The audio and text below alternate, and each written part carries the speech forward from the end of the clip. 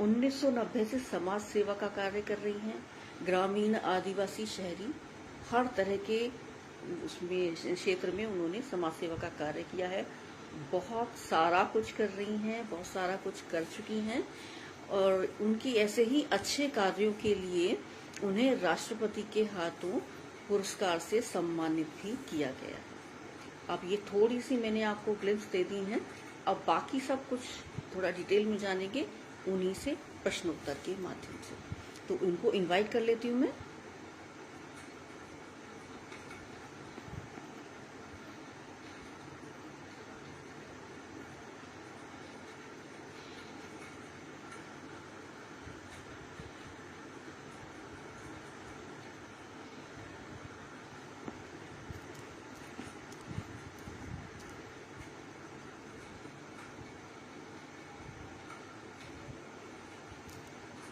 हाँ, शताब्दी जी को मैंने लिंक भेज दिया है।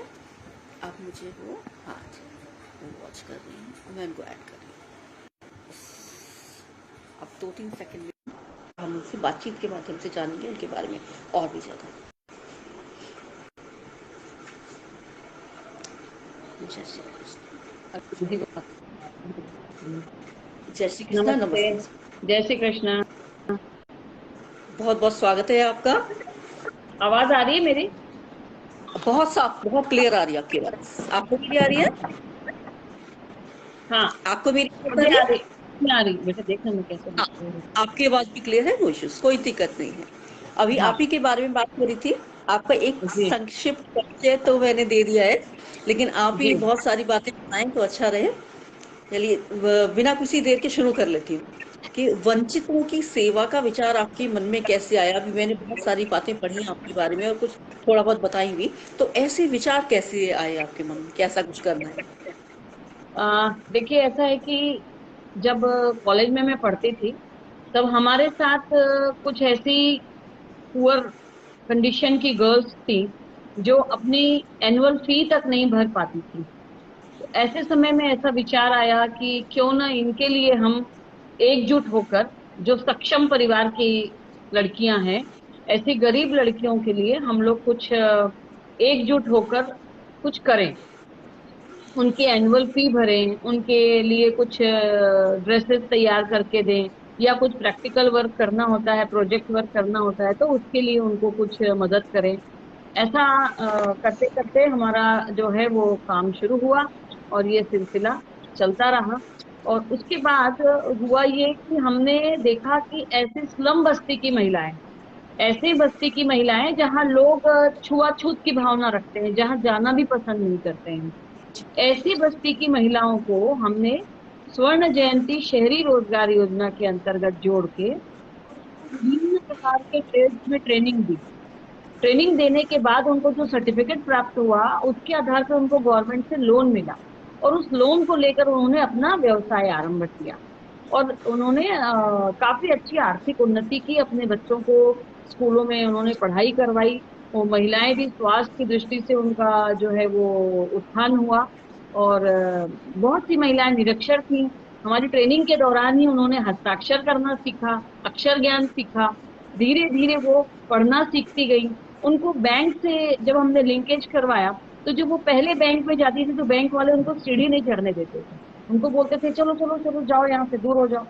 और जब फिर हम जा करके उनके साथ वहां पे बैंक मैनेजर से बात करके उनका खाता खुलवाए तो फिर उनको वो मौका मिला। यहीं पर मैं एक बात और दीप्ति जी आपको बताना चाहूंगी कि ये जी वंचितों में एक और वर्ग आता है और वो है देह व्यापार करने वाली महिलाएं। बिल्कुल, जिनके ऐसी बारे में महिलाएं बातचीत की लोग उचित नहीं मानते। उचित नहीं समझते।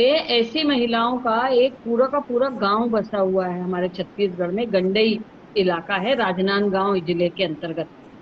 उस गंडई लोहारा विकास खंड में जो गांव है उसके बारे में हमको बताया गया आकर के कि दीदी आप इतना सबके लिए काम करती है और हिम्मत से काम करती है तो क्या इनके लिए कुछ काम करेंगी?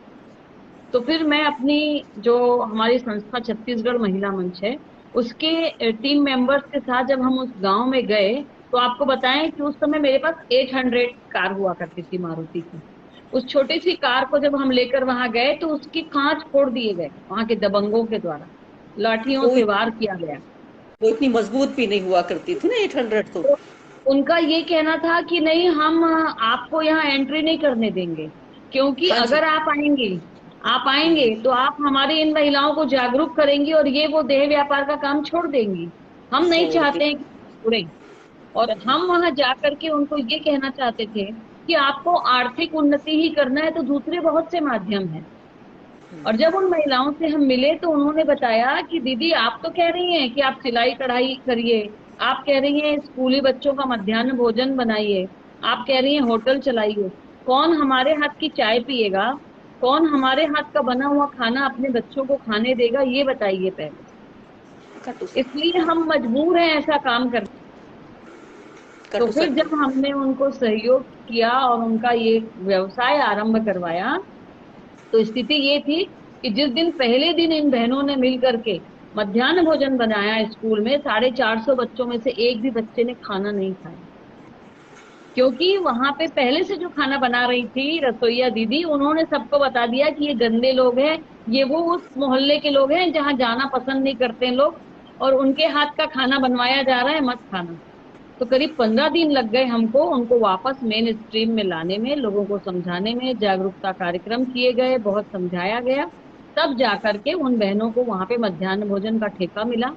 मुख्यमंत्री जी से मिलवाने के लिए हम लेकर आए उनको, तो मुख्यमंत्री जी ने 60 सिलाई मशीनें प्रोवाइड की उनको, और एक शेड बनवा दिया, और कहा कि आप यहाँ पर एकजुट होकर एक साथ स्कूली यूनिफॉर्म सिलिए, तब आपका उन्नयन होगा। तब धीरे धीरे उन बहनों ने वो काम छोड़ा और आज बहुत अच्छा वो काम कर रही हैं।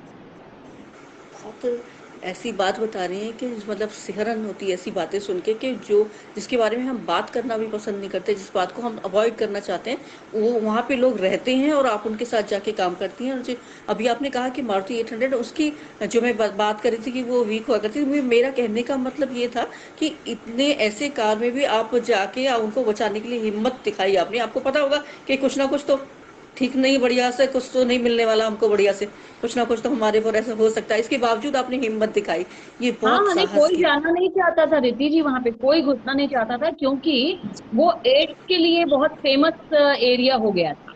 एड्स रोग फैल चुका था वहां की महिलाओं में। तो एड्स और रोकथाम के अंतर्गत वहां पे जागरूकता कार्यक्रम करने के लिए हमको कहा गया कि दीदी आप चलिए और यहाँ पे इनको बताइए कि एड्स की रोकथाम के लिए आपको जागरूक होना जरूरी है, वरना ये पूरा एरिया हमारा इससे इफेक्टेड हो जाएगा।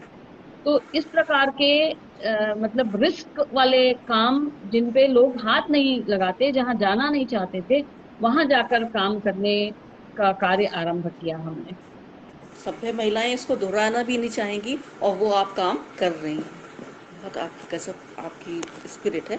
और आपके मैंने जब आपके बारे में जानकारी जुटाई, तो उसके बारे में पता लगा कि आपने कुछ स्वयं सहायता समूह बनाए हुए हैं। तो जी। आप थोड़ा सा उनके बारे में बताइएगा, जितना जिससे क्लियर हो कि वो किस तरह से काम कर रहे हैं और वो क्या है, क्या उनकी प्रक्रिया है, वो किस तरह से लोगों को मतलब हाँ, देखिए, मदद जब करती है। हाँ, अभी वर्तमान समय में महिलाएं जो हैं, वो अब वो नहीं रहा कि केवल हमको चार दीवारी के अंदर रहना है, भोजन बनाना है, बच्चों का पालन पोषण करना है और केवल घर में ही रहना है, केवल ये बात नहीं रह गई है। ये तो जरूरी है, ये तो हमारा प्राकृतिक गुण है, ईश्वर प्रदत्त गुण है। हमें अपने परिवार का पालन पोषण, बच्चों को अच्छे संस्कार देना, घर संभालना, ये तो हमारा नैसर्गिक गुण है। इसके साथ साथ बहनों ने ये अब कोशिश की कि हम थोड़ा आगे निकलकर, दहलीज से बाहर निकलकर कुछ करें। तो जब छत्तीसगढ़ की ग्रामीण अंचल की बहनों ने ये सोचा कि हम कुछ करें, तो इसके लिए उनको एकजुट करने के लिए स्वयं सहायता समूह, सेल्फ हेल्प ग्रुप, ऐसा ग्रुप जो अपनी सहायता स्वयं करे, किसी और से सहायता मांगने न जाए, ऐसे स्वयं सहायता समूहों का गठन किया गया। लगभग ऐसे 2000 स्वयं सहायता समूह अभी भी हमारी संस्था से जुड़े हुए हैं। बाकी और हजारों स्वयं सहायता समूह को हमने प्रशिक्षण दिए। लेकिन आज जी वर्तमान समय में 2000 स्वयं सहायता समूह, एक स्वयं सहायता समूह में 10 से लेकर के 15 के बीच बहनें होती हैं। और जी। आदर्श स्वयं सहायता समूह वही माना जाता है जिसमें 10 से 15 के बीच की संख्या हो। यह स्वयं अच्छा। सहायता समूह, जैसे जिस प्रकार से किटी और बीसी वगैरह बहुत चलता है बहनों के बीच में, उसी का ये दूसरा रूप है। लेकिन ये प्रामाणिक रूप है, रजिस्टर्ड रूप है, कानूनी इसको दर्जा मिला हुआ है, ये लीगल वे में काम करते हैं। और बीसी वगैरह का हमारा देखिए कोई आपकी आवाज नहीं आ रही इसमें, आवाज नहीं आ रही, आपकी आवाज कट रही, थोड़ी सी कट रही। हाँ, थोड़ी कट कर आ रही है आपकी आवाज। क्या किया जाए, एक बार बाहर निकल। सही है, इस समय सही है। हाँ, चलिए देखते हैं, मैनेज करते हैं, जैसा भी होगा, नेट का हो जाता है कभी कभार। और आप के बारे में ये भी पढ़ा कि आपको राष्ट्रीय पुरस्कार गॉडसे स्पेशल ब्रेवरी अवार्ड मिला है, तो वो किस कार्य हेतु मिला है? ये एक बहुत बड़ा प्रश्न है। तो ये एक बहुत बुरी प्रथा चल रही थी, इसको कहते हैं टोनही। आपकी आवाज थोड़ी सी कट रही है, अगर कुछ मैनेज हो सकता है तो देखिए। क्या करें, मुझे तो समझ में नहीं आ रहा, ये ऑनलाइन का ही प्रॉब्लम है। तो चलिए, इट्स ओके। यहाँ पे एक समस्या है, थी बहुत बड़ी समस्या थी छत्तीसगढ़ में। छत्तीसगढ़, जी, झारखंड, बिहार, उड़ीसा, पश्चिम बंगाल, इन क्षेत्रों में आपने सुना जी, होगा डायन प्रथा, टोनही प्रथा। ये एक बिल्कुल, बहुत बिल्कुल। बुरी प्रथा थी, जिसमें महिलाओं को टोनही करार दिया जाता था और बहुत उनको प्रताड़ित किया जाता था। तो जी, इस प्रताड़ना से महिलाओं को बचाने के लिए, इसकी रोकथाम के लिए एक कानून बनाया गया। और वह जो कानून, जो एक्ट बना, उसको लिखने की जो ड्राफ्ट कमेटी, उसकी मैं मेंबर रही। हमने पूरा एक्ट लिखा कि किस प्रकार से इसमें कानूनी प्रावधान होंगे। विधानसभा से वो पारित हुआ। आवाज नहीं आ रही थोड़ा है? सा आप सही हम्म। है, कभी आगे बीच में हल्का प्रॉब्लम हो जाता है। ओके। ठीक है। तो इस प्रकार से टोनही प्रताड़ना निवारण के लिए जो मैंने काम किया, जो कानूनी जागरूकता के लिए काम किया, और हिम्मत करके ऐसे जगहों पे जहाँ ये घटनाएं होती थी, वहाँ कोई जाता नहीं था। इवन एक कांकेर हत्या का एक ऐसी घटना थी हमारी, जहाँ कोई जाने को तैयार नहीं था, पुलिस के अधिकारी भी जाने को तैयार नहीं थे, कोई जनप्रतिनिधि जाने को तैयार नहीं। वहां जाकर मैंने उस महिला को सहयोग किया। मतलब इस प्रताड़ना में उस महिला के मुंह में अंगारे भर दिए गए। तो ऐसी महिला के साथ खड़े होना, तो सहयोग करना, कानूनी दृष्टि का इलाज करवाना, ये सब काम करने की वजह से मुझे यह जो सोशल ब्रेवरी अवार्ड 2005 में मिला। हाँ, कि ये बात जान के बहुत अच्छा लगा कि आपको अवार्ड मिला, लेकिन उसके पीछे की जो कहानी सुन के दिल दहल जाता है कि लोग क्या क्या झेलते हैं। अच्छा काम कर रही हैं। अच्छा कहने से पता नहीं ये बात समझ में आती कि नहीं, या उसकी डेफिनेशन मिलती कि नहीं, लेकिन आप बहुत अच्छा काम कर रही हैं।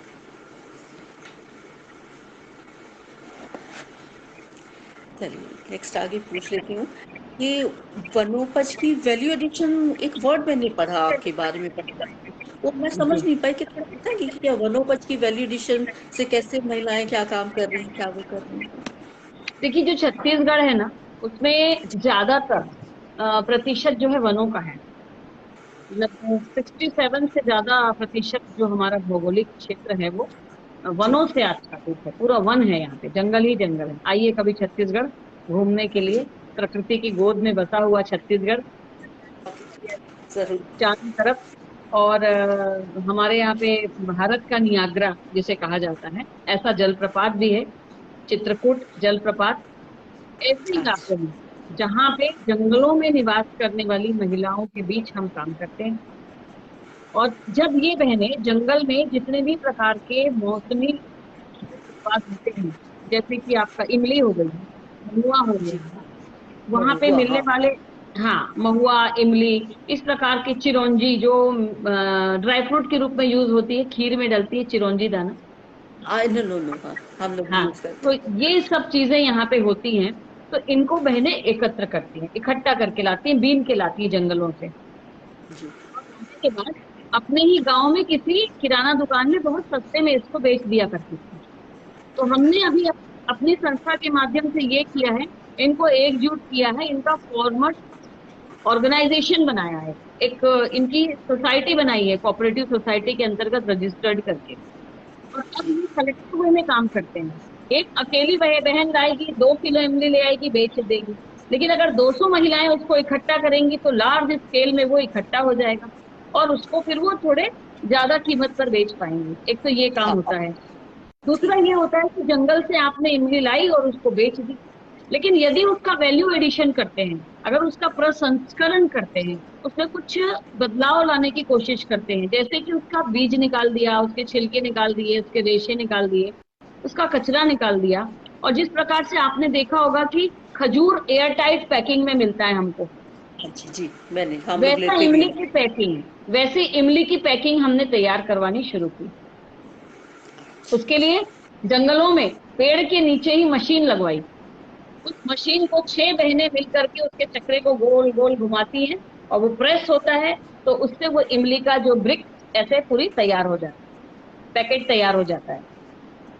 और फिर वो ठीक है। इमली आप सुनेंगे तो आपको आश्चर्य होगा कि 20 रुपए किलो में बिकने वाली इमली 200 रुपए किलो में बिकती है। ये है बहुत अच्छा। Value addition. हाँ, वैल्यू एडिशन मतलब कि आप वनों की जो उपज है उसमें कुछ गुणवत्ता बढ़ाकर उसकी, और उसको फिर तब सेल करते हैं तो वो कहीं ज्यादा कीमत में बिकता है। जी। ठीक। हाँ, मैं इस बारे में पढ़ रही थी तो मुझे ये बात क्लियर नहीं हो रही थी कि वनोपज में वैल्यू एडिशन का, वैल्यू एडिशन में अपने बच्चों का देखती हूँ कि उनको क्राफ्ट में कुछ बनाते हैं, उसमें वैल्यू एड कर देना, ये अच्छी बात है, ये बात ज्यादा अच्छे से क्लियर हुई कि वनोपज में वैल्यू एडिशन का ये मतलब है। आप महिलाओं के लिए ही काम कर रही हैं, सब कुछ बहुत कुछ कर रही हैं, तो मैं ये जानना चाहूंगी कि आपको ऐसा क्यों लगता है कि महिलाओं को आत्मनिर्भर होना आवश्यक है? निर्भर होना इसलिए आवश्यक है कि आज घर परिवार की जो आवश्यकताएं हैं, महंगाई भी बढ़ रही है, आवश्यकताएं बढ़ रही हैं, क्यों ना आय के स्रोत को बढ़ाया जाए। और अगर महिलाएं आत्मनिर्भर होंगी, की निर्णय प्रक्रिया में सहभागिता बढ़ेगी, तो घर में डिसीजन अच्छे होंगे। कई बार ऐसा होता है कि अकेले गाँव में रहते हुए डिसीजन ले लेते हैं, तो सरकार की जो नीति है, आवाज थोड़ी कट रही है। अगर एक्चुअली कोई मैसेजेस आते हैं ना तो आवाज कट कट जाती है। हाँ, कोई अच्छा, बात ओके जी, हाँ, कोई कोई बात बात तो अगर महिला का घर की निर्णय प्रक्रिया में योग बढ़ेगा, तो घर के लिए लिए जाने वाले निर्णय बहुत फ्रूटफुल होंगे, परिवार के लिए लाभदायक होंगे। ये हमने अक्सर देखा है, जब भी हम अपने परिवार में दादी नानी जो कहती थी उनको मान कर चलते थे, घर परिवार बहुत व्यवस्थित ढंग से चलता। धीरे धीरे परिवर्तन आया, एकल परिवार के लोग अपनी बड़ों की बात ज्यादा मानना कम हुई, तो समस्याएं आ गई। अब क्या हुआ, केवल पति पत्नी दो हैं, उसके बच्चे है। एकल परिवार है। बातों को मानकर चलना, अपनी अपनी बातें समझाने में आत्मनिर्भर होंगे। आत्मनिर्भर होने के लिए, स्वावलंबन के लिए कदम आगे बढ़ाएंगे, बाहर की दुनिया को समझ पाएंगे, उनका समझ और ज्ञान और दायरा बढ़ेगा। आवाज नहीं आ रही? थोड़ी सी कट रही है, कट रही है। तो इस प्रकार से उनका दायरा बढ़ेगा, उनका ज्ञान बढ़ेगा, और वो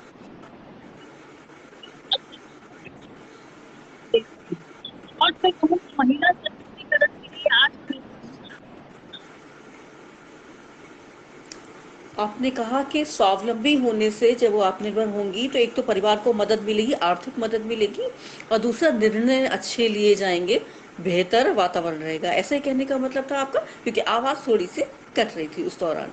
और आपने कहा कि अब पहले संयुक्त परिवार हुआ करते थे, अब एकल परिवार होने लगे हैं, तो उसके हिसाब से भी अब सपोर्ट कम होने लगा है, तो आपको मनी सपोर्ट के लिए भी अपनी फैमिली में इस तरह से आर्थिक मतलब निर्भर होना जरूरी रहेगा, आवश्यक रहेगा। ठीक है, ये भी आपकी बात सही है। अच्छा, 2016 में ये काम की बात कि आपको 32,000 स्टूडेंट के मध्य मोटिवेशन लेक्चर देने के लिए, पूरे साल में 1400 आपने लेक्चर दिए, मैंने पढ़ा, तो गोल्डन बुक ऑफ रिकॉर्ड्स में आपका नाम दर्ज है। तो क्या आप सबला कुटुंब की महिलाओं के लिए भी मोटिवेशनल स्पीकर का काम करेंगी? यस, तो बिल्कुल बिल्कुल तैयार हूँ मैं। तो मेरा जो भी, मेरे को जो भी मानसिक स्थिति के हिसाब से जो थोड़ा मेरे गुरुदेव जो स्वामी बसवेश्वर महाराज के साथ निर्देशिका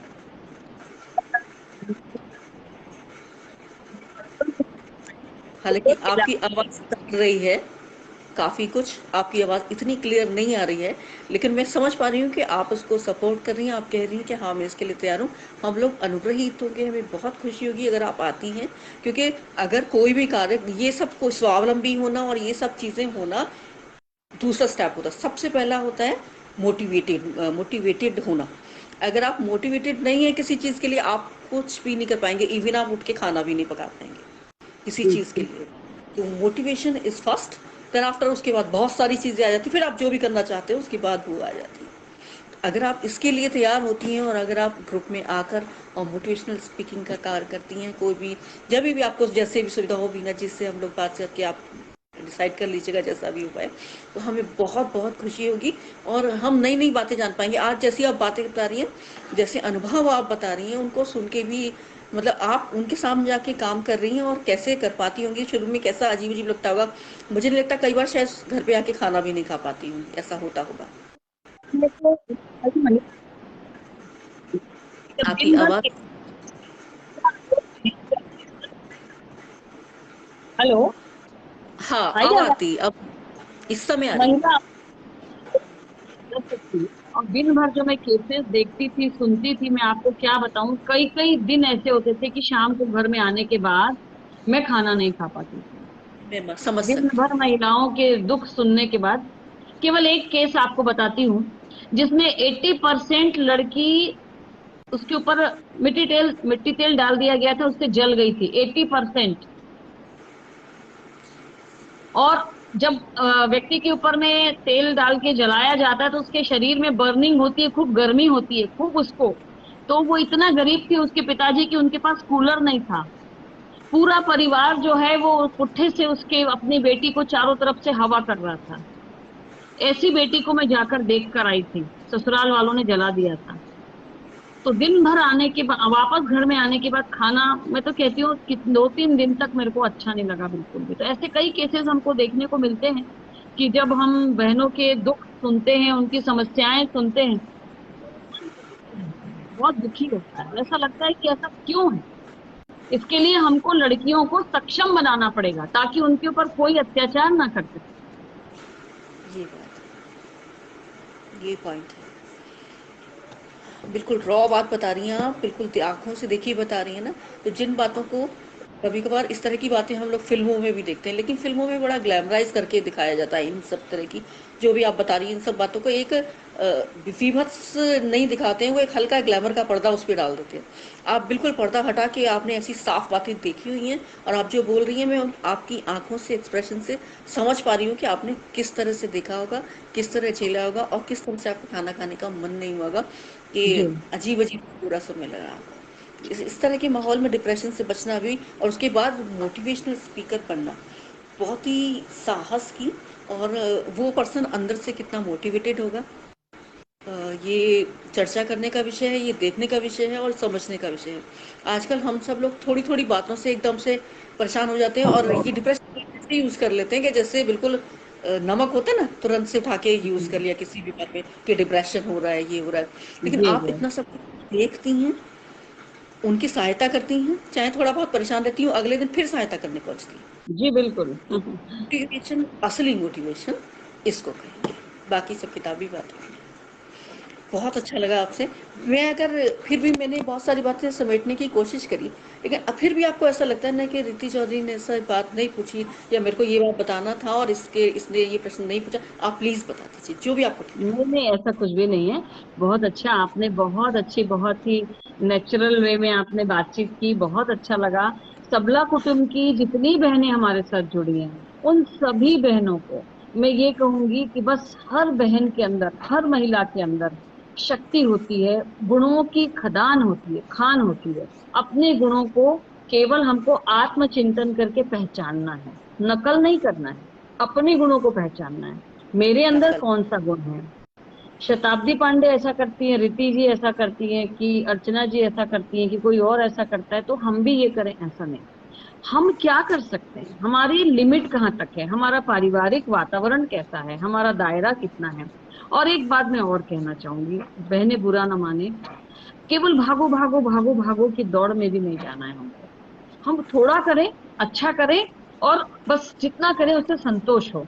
अभी एक फैशन सी चल निकली है, एक ऐसा सैलाब आ गया है कि हर कोई रोज घर से निकल कर और कुछ करना चाहता है। फोटो खींचो, सेल्फी लो, फेसबुक पे डालो, मीडिया में डालो। वो जरूरी है, वो जरूरी है, सोशल मीडिया का उपयोग करना जरूरी है। लेकिन केवल और केवल समाज सेवा को फैशन न बनाकर वास्तव में क्या समस्या मेरे घर के आसपास या मेरे आजू बाजू में है, उसको देखकर मैंने अगर एक समस्या का भी निराकरण करने में अपना योगदान दिया ना, तो वो होगा एक सही समाज सेवा। बस इतना कहना चाहूंगी मैं। सही कह रही है। मैं भी, आप जो ये बात कर रही हैं, आप बहुत, मतलब आप डाउन टू अर्थ है, बहुत डाउन टू अर्थ है। तो आप बहुत सारा काम कर ले रही हैं और बहुत बहुत अच्छा था। जमीन से जुड़ी बात, और बिल्कुल सही बात कह रही हैं कि केवल वो एक फोटो खिंचाने के लिए, या केवल हाँ, मैंने एक इतने लोगों को इकट्ठा कर लिया और एक भीड़ इकट्ठा कर लिया, ये सब नहीं है। ये एक कुछ जमीन पे कार्य कर सके, किसी की मदद कर सके, तो अच्छा है। ये सही है। जैसा कि आपने कहा ना कि कभी लेक्चर आपके साथ और टॉक करने के लिए, तो समाज सेवा के डायमेंशन क्या क्या हो सकते हैं, मैं इस पे चर्चा करती हूँ हमेशा। मैं कॉलेजेस में जाती हूँ और वुमेन क्लब्स के बीच में जाती हूँ, तो वो मुझसे पूछते हैं। तो जैसे मैं आपसे बाद में अलग से इस पर अपन चर्चा करेंगे।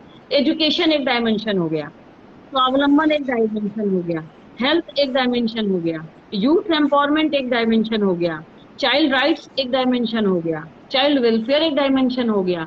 ऐसे अलग अलग एक विषय को लेकर फोकस करके अगर उस पे हम काम करें, एक एरिया ले लें स्पेसिफिक और उस पे काम करें, और वो कैसे करें, क्या करें, उसकी क्या योजना बनाए, वो सब मैं फिर आराम से डिटेल में बात करूंगी। ऐसा काम करेंगे ना हम, एक फ्रूटफुल सोसाइटी में चेंज लाने का काम हो पाए। ये बात, ये सारी बातें मुझे बहुत, बहनें को जो भी सुन रही होंगी, सारी बहनें, उनको बहुत ही अच्छी लगी होंगी। क्योंकि ये बिल्कुल साधारण, सही, बिल्कुल बात थी कि केवल दिखावे के लिए कुछ ना करें, जितनी लिमिट हो उतना करें, किसी की नकल करने की कोशिश ना करें। ये पॉइंट मुझे बहुत अंडरलाइन लगा। किसी की नकल जो है कि ये कर रहा है तो हम ये करने लगे। हमारी हाँ, हो सकता है लिमिटेशंस हो, या हम किसी और फील्ड में ज्यादा अच्छे हों उससे, वो किसी और फील्ड हाँ। में अच्छा हो, नकल कर। ठीक है, नाइस, ये अच्छी बात है। आपकी सारी बातें क्लियर हुई।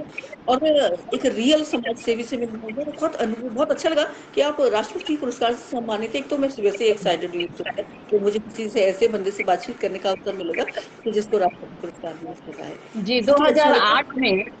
2008 में प्रतिभाताई पाटिल जब राष्ट्रपति जी। थी, उनके हाथों नक्सल प्रभावित क्षेत्र की महिलाओं के रिहैबिलिटेशन के लिए और महिला हाँ जी। कल्याण के लिए ये अवार्ड मिला। इसके पहले 2005 में अटल बिहारी वाजपेयी जी, स्वर्गीय अटल बिहारी वाजपेयी जी के कर कमलों से मुझे जब उनका आशीर्वाद मिला, वो आज तक मैं भूल नहीं सकती।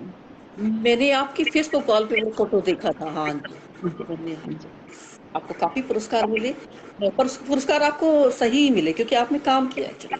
कि ऐसे पुरस्कार, जैसे ऐसा लगता है ना कि बस पुरस्कार कभी कभार ऐसे ही नाम देने के लिए, कैटेगरी वाले, लेकिन हालांकि राष्ट्रपति पुरस्कार में ऐसा कभी नहीं होता। किसी को भी ऐसे नाम देने के लिए मैं नहीं कहूंगी कभी भी ऐसा होता है। आपको मिले, लेकिन जिस आपकी बातचीत से लग रहा है कि आपने वो सब कुछ आमने सामने देखा हुआ है। आपकी बातचीत में एक सिंपलिसिटी है और बिल्कुल क्लियरिटी है कि जो जिसने सामने देखा है वही ये बातें बता सकता है।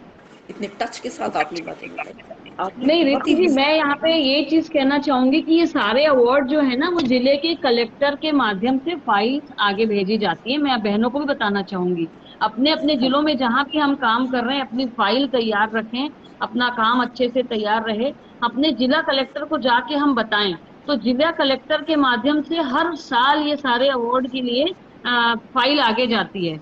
तो कहीं पर भी इसमें वो अप्रोच काम नहीं आती, क्योंकि एक आईएएस ऑफिसर, एक कलेक्टर उसी फाइल को आगे भेजेंगे जो वास्तव में कम्युनिटी में चेंज लाने के लिए किसी ने कुछ काम किया है।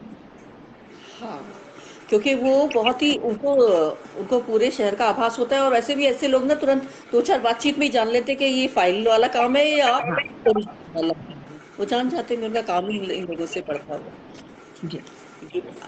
और आपने इतने सारे अपने बिजी शेड्यूल में से टाइम निकाला, ढेर सारी बातें बताई, सच बातें बताई, बहुत ही अच्छा लगा।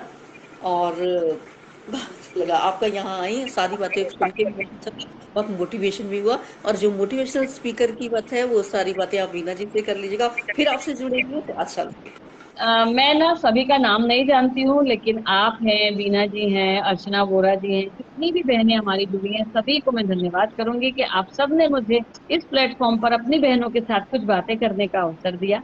धन्यवाद। जय श्री कृष्ण। आपके धन्यवाद। जय श्री कृष्ण।